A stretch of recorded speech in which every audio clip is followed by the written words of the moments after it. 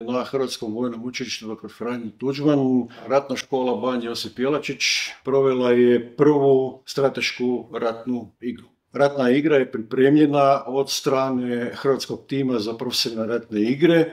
Isključivo je naš proizvod i provedena je u suradnji sa djelatnicima katedre strategije dekanata Hrvatskog vojnog učilišta. Ratna igra je imala svrhu, obzirom da se radi o strateškoj razini, razjasniti pomoć polaznicima, razumijevanje strateškog konteksta, strateškog okružja, utjecaja negativnih silnica koji utječu na strateški nacionalni okvir, prosudbu tih silnica, stvaranje vlastite ideje, koncepta, odgovora na te ugroze nacionalne sigurnosti, formiranje strateških ciljeva i provedbu strateških akcija koje trebaju poduprijeti ostvarenje tih ciljeva. Polaznici su odlično reagirali na zahtjeve koje ratna igra postavlja pred njih. Sama ratna igra pak je regionalna strateška igra, generičkog tipa,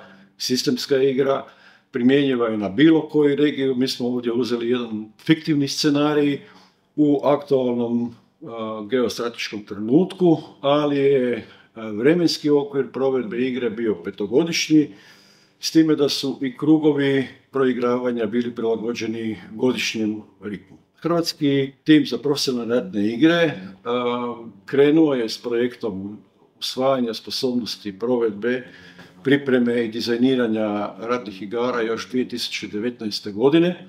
Dobili smo punu potporu NATO-a, odnosno NATO-ove organizacije za znanost i tehnologiju, koji su materijalno, financijski i na svaki drugi način poduprili ovaj projekt, sufinancirajući ga od 2021. do evo sad upravo završetka tog projekta 2025. godine. I u okviru NATO dodijeljena nam je mentorska nacija, to su na našu sreću bile Sjedinjene Američke Države, boljeg u tom području nismo mogli dobiti.